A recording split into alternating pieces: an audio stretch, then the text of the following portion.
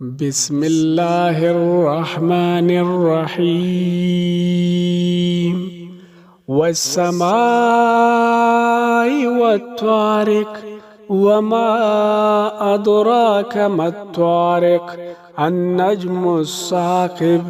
إن كل نفس لما عليها حافظ فلينظر الإنسان مما خلق من ماء دافق يخرج من بين الصلب والترائب إنه على رجعه لقادر يوم تبلى السرائر فما له من قوة ولا ناصر والسماء ذات الرجع